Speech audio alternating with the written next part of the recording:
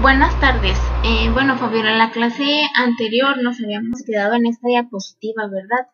Estábamos hablando de los receptores hormonales. En este caso hablábamos de los receptores para hormonas proteicas, que decíamos que eran receptores extracelulares que se encontraban localizados en la membrana plasmática de las células y que lo que hacían era que cuando estos receptores eran estimulados por hormonas o por su molécula que los llegaba a estimular, se generaba un estímulo y ese estímulo hacía que se desencadenaran pues cascadas de señalización en la célula para que finalmente ésta generara una respuesta fisiológica, una respuesta biológica ante ese estímulo provocado por la hormona, ¿verdad? Hablábamos que en el caso de receptores acoplados a proteína G se producía un segundo mensajero, el cual podía ser AMP cíclico o calcio, pero apenas estábamos viendo el segundo mensajero, el AMP cíclico, ¿verdad? Nos quedamos en esta diapositiva donde nos decía que, por ejemplo, el AMP cíclico era muy importante en el caso del resurgimiento de la meiosis, en el caso de los ovocitos, ¿verdad?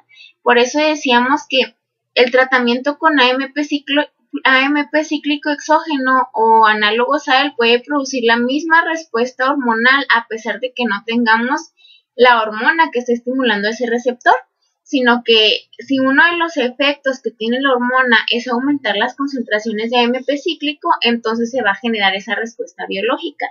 También decíamos que inhibidores de la fosfodiesterasa, como es el caso de la cafeína, van a disminuir la tasa de degradación de CAM y aumentar esa respuesta hormonal.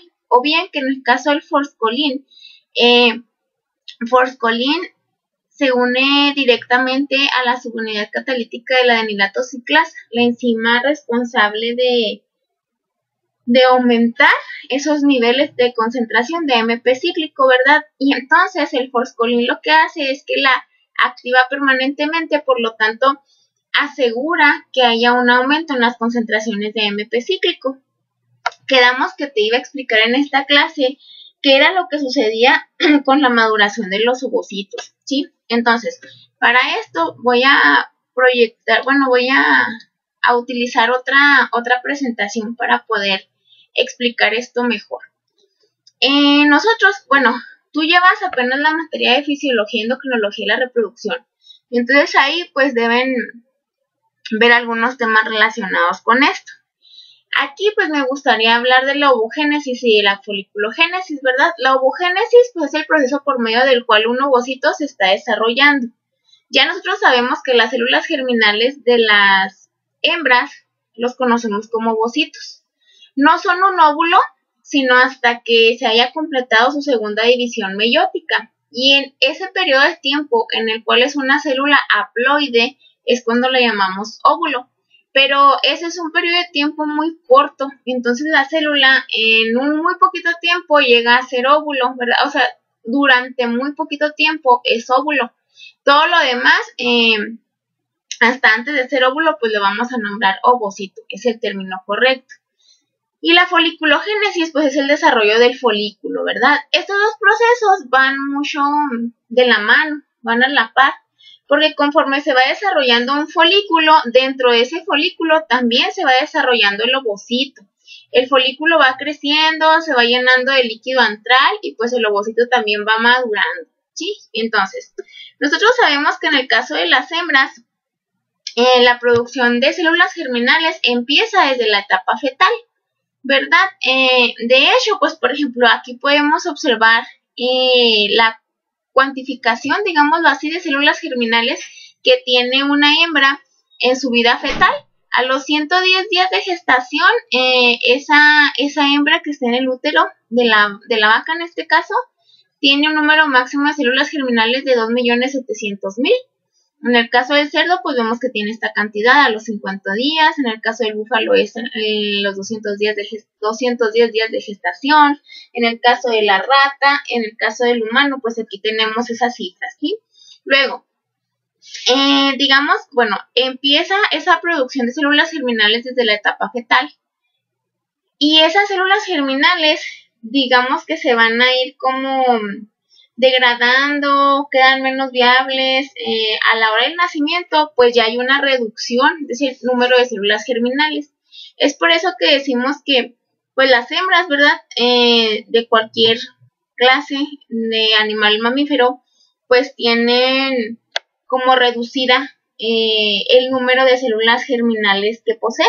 No sucede como en el macho, que en el macho pues puede estar produciendo células germinales durante toda su vida, pero en el caso de las hembras pues eso no pasa, porque las células germinales ya vienen desde que nacemos, están determinadas por cierto número y ya digamos después del nacimiento pues ya no podemos generar nuevas células germinales, ¿sí? Entonces aquí vemos por ejemplo que 13 días después del nacimiento una hembra, una vaca, puede llegar a tener de los 2.700.000 que tenía al día 110 de gestación, puede llegar a tener 68.000.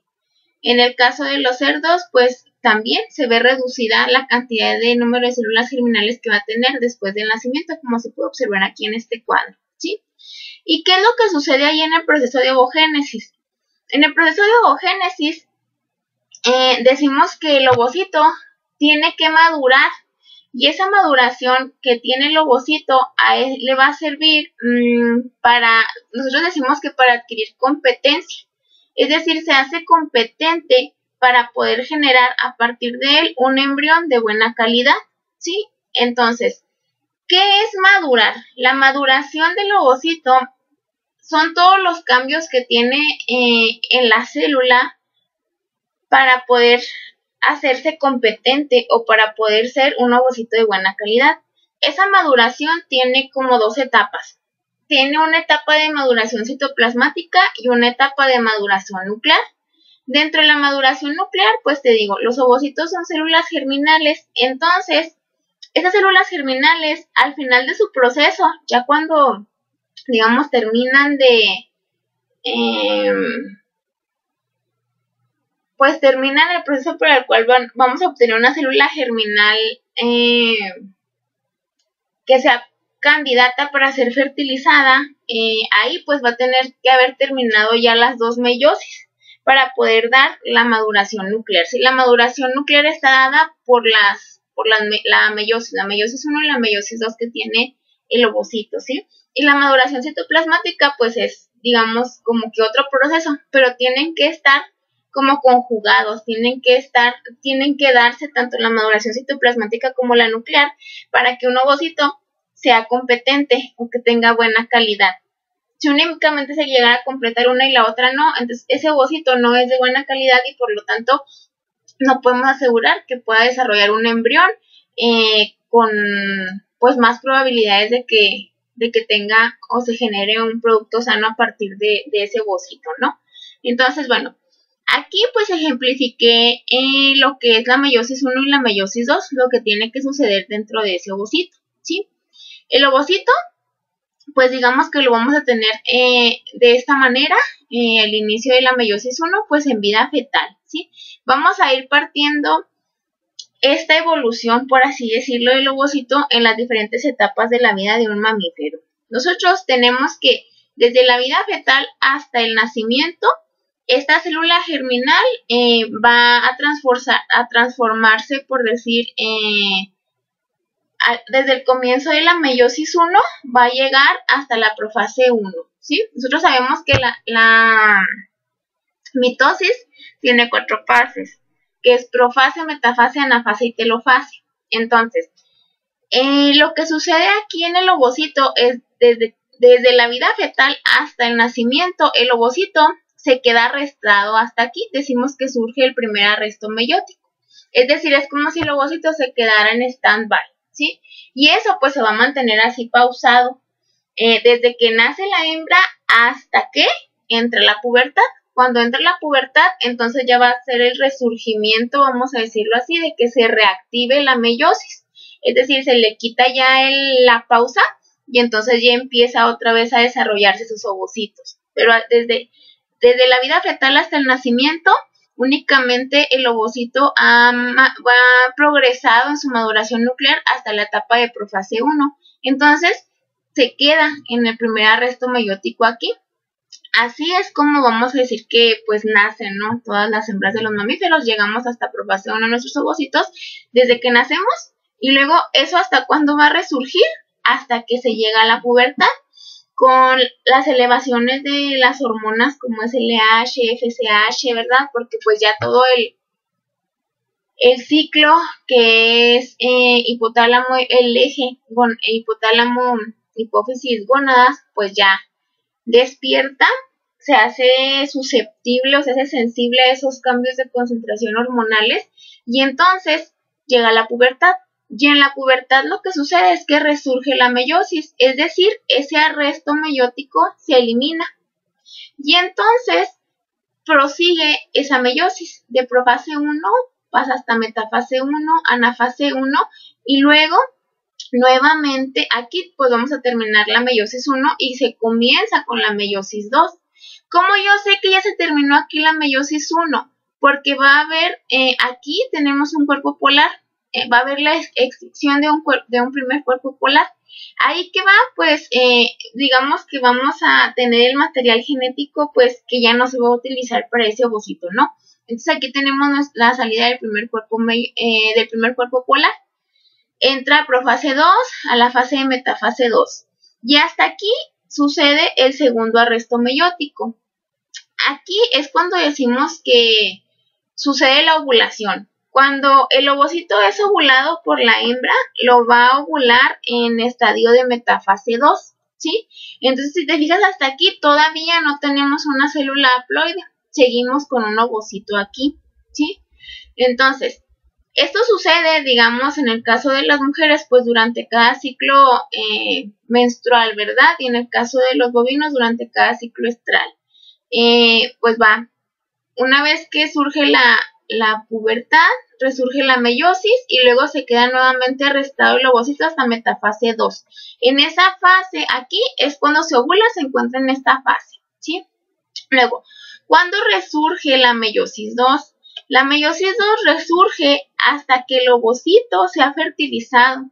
Si ese ovocito nunca es fertilizado, entonces digamos que se va a degradar en esa fase, en metafase 2.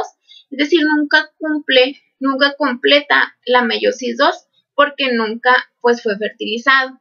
Si ese ovocito que se ovuló llega a ser fertilizado, entonces resurge la meiosis 2 y es cuando se completa la segunda división meiótica. Y por eso es que aquí podemos ver la extrusión del segundo cuerpo polar. Entonces, aquí si te fijas, bueno, en este momento es cuando ya esta célula es un óvulo, cuando estamos hablando de una célula haploide. Pero como esto sucede hasta que el ovocito fue fertilizado, esto pues dura muy poquito porque ya cuando sucede eso completa su segunda división meiótica y entonces ya se empiezan como a mezclar el pronúcleo masculino con el femenino y empieza a dar lugar a un cigoto, ¿sí? Entonces en realidad dura muy poquito tiempo el ovocito en fase de óvulo porque en cuanto llega a ser una célula haploide, empieza luego la singamia en la cual pues ya se están combinando el material genético del espermatozoide con el del ovocito, ¿verdad? Con el del óvulo para formar un cigoto, ¿sí? Entonces, digamos que eso es lo que sucede con el ovocito. O sea, lo que tiene que madurar nuclearmente, tiene que llegar hasta esta fase, pues ya una vez para poder generar un nuevo individuo, ¿verdad? Sin embargo, nosotros a esta fase que va desde profase 1 hasta metafase 2, que va desde metafase 1 hasta metafase 2, es decir, el proceso que sigue la maduración nuclear desde que se resurge la pubertad hasta que se da la ovulación, en estos procesos es donde decimos que el ovocito puede adquirir la competencia. Es decir, es donde es crucial que el ovocito se desarrolle de manera sana para que pueda ser un ovocito de buena calidad, que cuando sea fertilizado pues tenga altas probabilidades de que el embrión que desarrolle pues vaya a resultar en un producto sano, o sea, en un becerro sano, en un lechón sano, en un bebé sano en el caso de los humanos, ¿no? Entonces, este proceso de aquí es el que se ha tratado de optimizar en procesos de fertilización in vitro, ¿sí? Lo que nosotros tratamos de hacer es que durante estos procesos el ovocito sea competente, que pueda almacenar los ARN mensajeros, los ARN mensajeros necesarios y las proteínas necesarias para que a la hora en que ese ovocito se convierta en un cigoto, pueda soportar ese nuevo ser antes de que se empiece la activación del genoma embrionario, ¿sí? Entonces, eso es lo más, pues bueno, vamos a decirlo así, es como el paso crucial, ¿no? Para determinar que vaya a haber éxito en la producción de embriones in vitro, por ejemplo. Entonces, si nosotros nos fijamos aquí pues hubo un primer arresto meiótico. Luego, ¿cómo hacemos que resurja esa meiosis? En el caso de los sistemas vivos, pues eso sucede con la pubertad, con la elevación de las concentraciones de FSH, LH, eso va a resurgir, ¿sí? Sin embargo, si nosotros hablamos de un proceso de producción de embriones in vitro, ahí muy comúnmente lo que sucede es que los ovocitos con los cuales se van a trabajar son aspirados de un ovario. Entonces, para poder aspirarlos, pues uno pincha el ovocito con una aguja, ya sea que esa aguja esté conectada a una bomba de vacío para poder succionar, o bien mediante una jeringa de forma manual, pues uno va pinchando esos folículos que están dentro de los ovocitos para poder extraer esos folículos que están dentro del ovario, no sé qué dije. Entonces uno va pinchando para poder traerse dentro de ese folículo, dentro del líquido folicular, pues el ovocito que después pues va a madurar en el proceso de maduración in vitro. Nada más que lo que sucede ahí, que es que en cuanto tú pinchas, ese estímulo es suficiente como para que este ovocito resurja de la meiosis, ¿sí? Y entonces ahí pues ya se está dando como que la maduración nuclear, pero no se está dando la misma parte de la citoplasmática. Entonces ese estímulo externo que tú le estás dando al ovocito para poder extraerlo del ovario ya le afecta. Y en ocasiones eso hace pues que resurja de la meiosis, digamos, antes de tiempo, antes de que yo quisiera que resurgiera. Entonces ha habido diferentes técnicas en el laboratorio en las cuales pues lo que se trata de hacer es que se trata de asegurar que el resurgimiento de la meiosis no ocurra, sino hasta que tenga que ocurrir, o sea, que no se vea afectado por ese estímulo externo de pinchar el ovario y traerte con él el ovocito, que no se vea afectado por esto, ¿sí?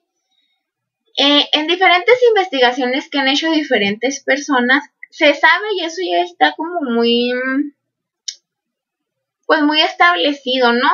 Que el arresto meiótico de los ovocitos se da gracias a que hay una alta concentración de AMP cíclico dentro del ovocito.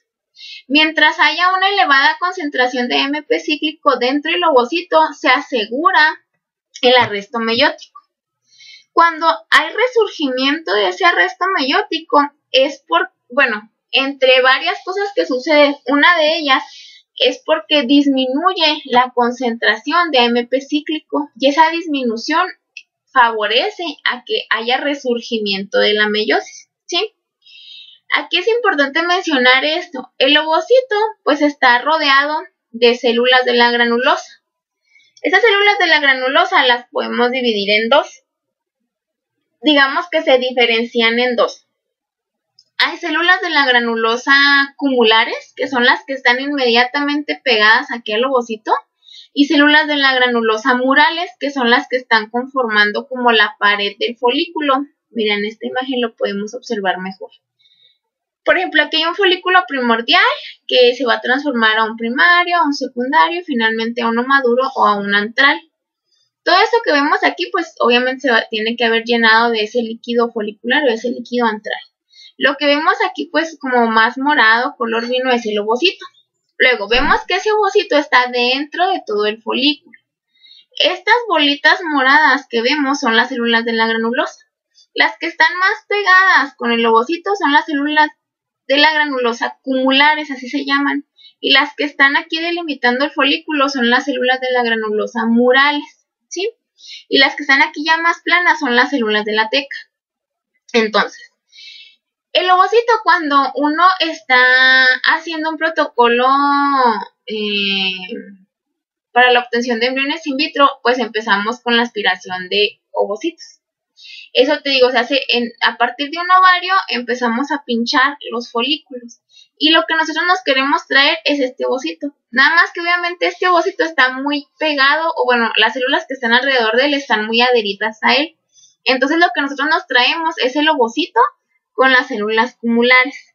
Y eso es a lo que le llamamos COC, C-O-C, que es el complejo ovocito células cumulares, o por sus siglas en inglés, Cumular Oocyte Complex, ¿sí? Entonces es ese complejo, porque viene todo el ovocito con las células cumulares, no se viene solito, ¿sí?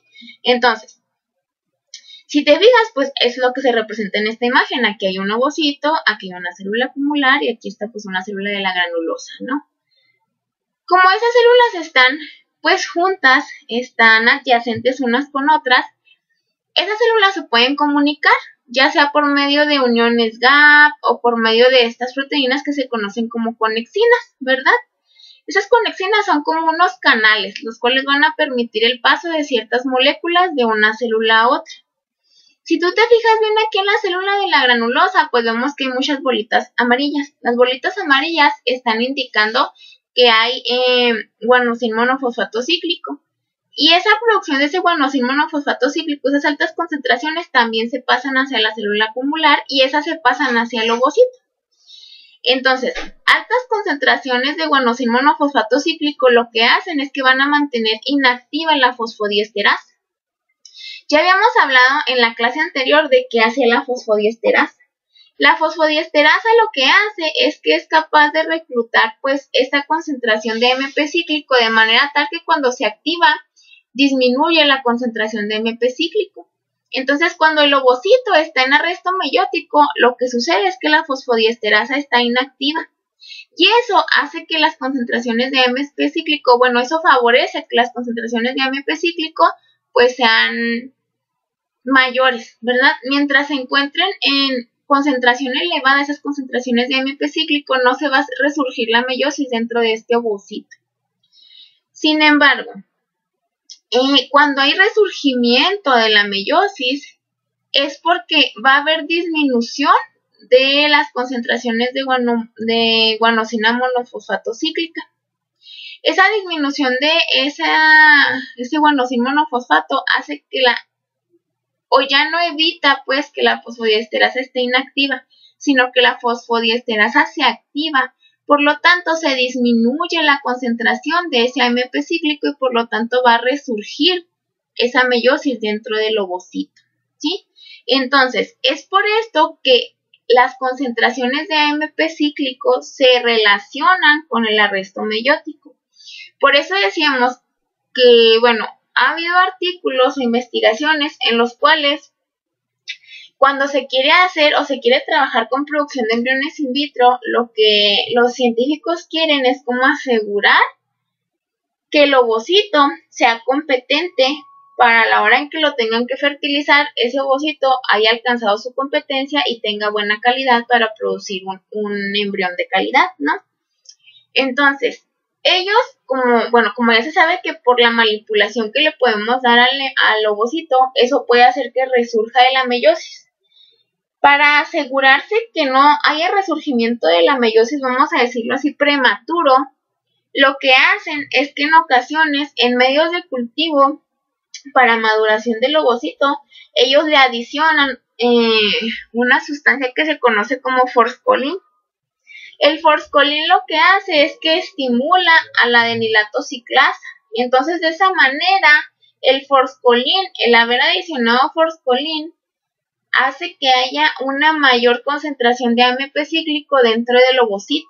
Por lo tanto, eso asegura que haya como un arresto meiótico que esté ahí bien soportado por las altas concentraciones de AMP cíclico que se van generando, ¿no? Luego, también para comprobar, pues, bueno, el papel que tiene el AMP cíclico dentro de este proceso, se ha utilizado el hecho de adicionar cafeína a esos medios de cultivo. La cafeína es capaz de inhibir a la fosfodiesterasa, ¿verdad? Es lo que decíamos acá en la otra presentación, que decíamos que la cafeína va a inhibir la fosfodiesterasa. Por lo tanto, eso hace, si tú mantienes inactiva la fosfodiesterasa, estás asegurando que haya una alta concentración de AMP cíclico. Y esa alta concentración, pues a ti lo que te está asegurando o de lo que te está cerciorando es de que haya una alta concentración de AMP cíclico dentro del ovocito y por lo tanto no haya resurgimiento de la meiosis, ¿sí? Es por eso pues que se está relacionando, digamos, esta concentración de AMP cíclico con la producción de embriones in vitro, porque a la hora de trabajar con el ovocito, pues eso es lo que sucede, ¿sí? Luego mira, perdón, esta no era. Aquí hay diferentes artículos y en general los artículos que te van a hablar de que altas concentraciones de AMP cíclico mantienen el arresto meiótico ya son viejitos, ¿sí? Casi todos pues son del 70, 1970, 1980. El más actual que te habla de cómo se puede mantener el arresto meiótico es el de Conti, el que aquí referenciamos y es desde el 2012, ¿sí? Entonces, de todos modos, quiero aquí pues que veamos estos artículos así rapidito. Por ejemplo, este artículo se llama maduración del ovocito y maduración y calidad del ovocito, el rol de los nucleótidos cíclicos, ¿sí? Pues el AMP cíclico, el GMP cíclico, ¿sí? Aquí mira, lo que nos comentan es que está un poco trabada mi computadora. Dice, la maduración de los ovocitos y la calidad son fundamentales en la fertilidad en todas las especies de mamíferos. Eso hay evidencia en tratamientos de infertilidad humana moderna en la cual la cantidad y la calidad del ovocito son como tasas límite, ¿no? de éxito de tecnologías reproductivas artificiales. Nosotros ahora sabemos que hay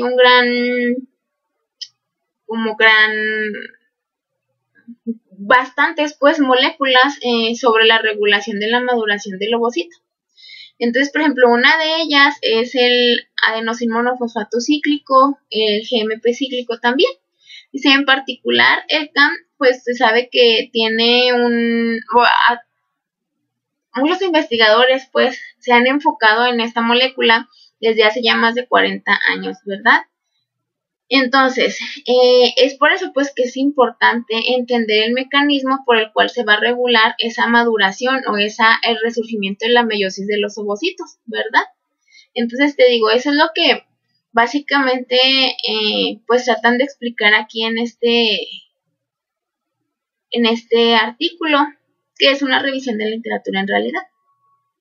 Mira, eso es lo que te comentaba, que aquí pues el ovocito está en constante interacción con moléculas que se producen tanto en las células de la granulosa murales como en las cumulares, ¿verdad? Vemos que a través de esas conexinas pues se puede dar ese intercambio, digamos, de moléculas o de partículas. Por eso hablan pues de la maduración in vitro, de los sistemas in vitro mediados por AMP cíclico.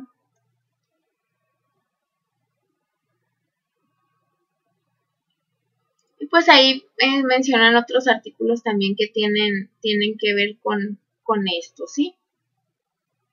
Impacto del AMP cíclico mediado en maduración in vitro sobre células cumulares y el ovocito. Sí, acá ese no era el que me interesaba más. Creo que era este. Por ejemplo, el control de la maduración del ovocito. No hay otro, que es el que pues nos está hablando básicamente de los tratamientos que dieron en la regulación de maduración del ovocito en borregas utilizando moduladores de AMP cíclico, ¿sí? Ese es el que se me hizo más interesante de los que encontré, porque en realidad los demás pues solamente son revisiones de literatura. Aquí pues lo que nos mencionan es, la maduración del ovocito es un proceso complejo que involucra tanto maduración nuclear y citoplasmática, que era lo que ya te había mencionado.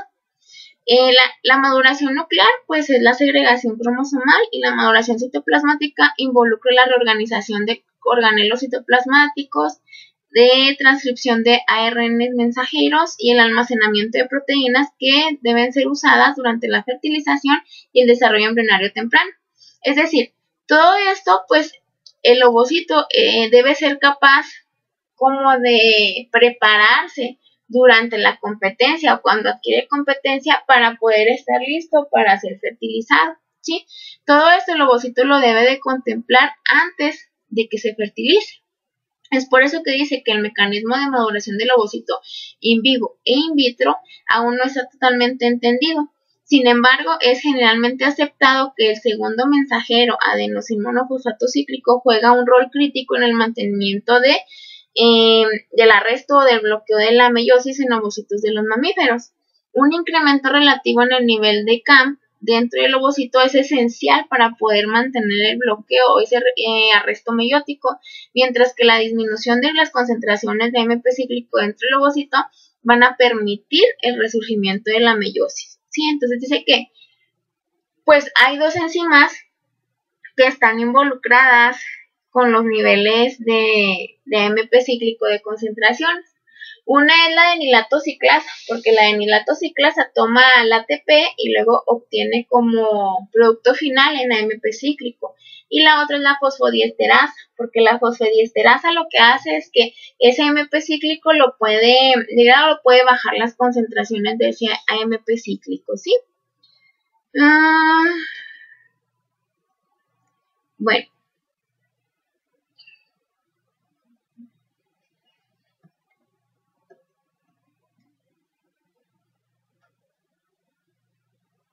Mira, el proceso final de la maduración del ovocito consiste en la adquisición de la capacidad para ser fertilizado y se caracteriza por varios cambios, incluidos el resurgimiento de la meiosis. La maduración in vivo del ovocito coincide con la diferenciación de folículos preovulatorios, dentro de los cuales se incluyen cambios en el ovocito y en las células tumulares. Los cambios en el ovocito ocurren secuencialmente y sincrónicamente bajo los estímulos de LH a través de la acción de las células de la granulosa, ¿sí? Durante la maduración del ovocito en preparación para fertilización y subsecuente desarrollo embrionario, cambios en el núcleo y en el citoplasma debe ocurrir, que es lo que llamamos maduración nuclear y citoplasmática, ¿verdad?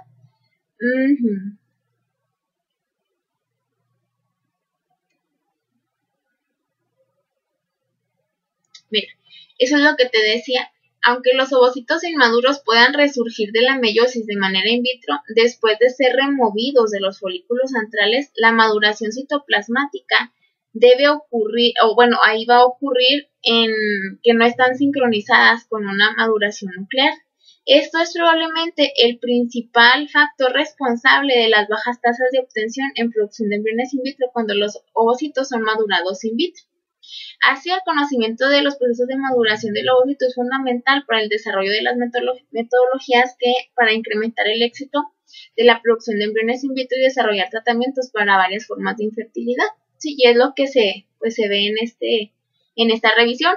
De hecho, en esta revisión, pues igual utilizan el mismo esquema que yo te decía, pero ese esquema te digo que es del artículo que hizo Conti en el 2012 sobre cuáles son los mecanismos que van a mantener arrestado el ovocito ahí en meiosis, ¿verdad? Luego viene el resurgimiento de la meiosis, te explica cuáles son las moléculas que están ahí pues involucradas, ¿sí? Aquí pues nos dice nos explican cómo es el cambio o cómo es la maduración nuclear por medio de tinción, de la tinción de Hoek.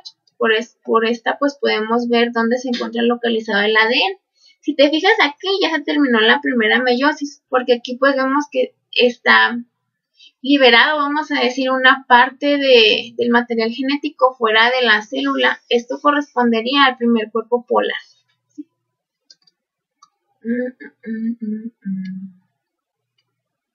Luego, en la maduración citoplasmática, pues que se tienen que redistribuir los organelos en el citoplasma, cómo quedaría la mitocondria, el complejo de Golgi, el retículo endoplásmico, los gránulos corticales y cómo sucede la maduración nuclear. Ese artículo también, aunque sea de revisión de literatura, está muy interesante. Y te digo, este es el que más más me llamó la atención a mí, porque aquí, pues, por ejemplo, ponen ensayos de AMP cíclico, ¿sí? Por ejemplo, le adicionaron allí en la maduración del ovocito silostamida que es un inhibidor de la fosfodiesterasa, para ver qué sucedía. Luego aquí adicionaron con forskolin y con IDMX para ver cómo se comportaban las concentraciones de MP cíclico, porque digo que el forskolin, como va a estimular la adenilato ciclasa, pues lo que uno esperaría es que se mantuvieran altas las concentraciones de MP cíclico. En el caso del inhibidor, pues también que estuvieran elevadas. Acá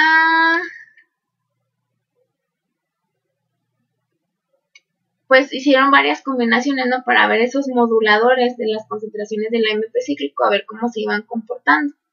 Eso fue lo que se me hizo más interesante aquí, ¿no? Luego, aquí, bueno, me gustaría que viéramos es un pequeño video acerca de cómo surge o cómo se va dando esa maduración nuclear. Únicamente, pues nos va a mostrar la meiosis 1 cuando se complete, pero está bastante interesante, mira. Aquí podemos ver, pues, que ahí está todo el material genético y luego cómo hay destrucción del primer cuerpo polar, ¿verdad? Que salió. Aquí vemos que pues ya se separó una cantidad de material genético y entonces aquí tenemos el primer cuerpo polar. Aquí es importante mencionar que pues qué herramientas tenemos como para poder ver si se separó o no se separó ese material genético. Pues podemos teñir con una tinción que se conoce como Hoechst para teñir los cromosomas, ¿sí? En este caso, el Hoechst pues tiene una tinción azul y es una tinción fluorescente. Luego aquí pues para contrastar, ¿verdad? Para ver esa membrana nuclear, los cambios corticales pues se utilizó una sonda de actina F, lo cual pues está unida con la proteína GFP, que es la proteína verde fluorescente, pues por eso podemos ver esto de color verde. Y pues aquí te digo, es básicamente eso que están mostrando ahí, cómo se está dividiendo ese primer cuerpo polar, cómo sale el cuerpo polar.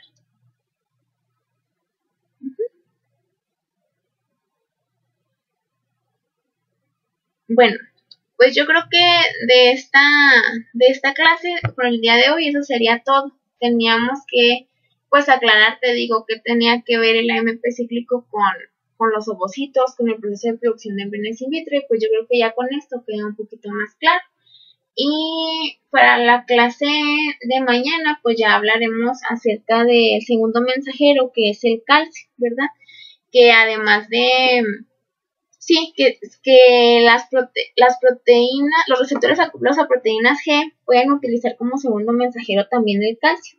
Y ya mañana vamos a ver pues cuáles son esas vías que va siguiendo o que va activando el calcio.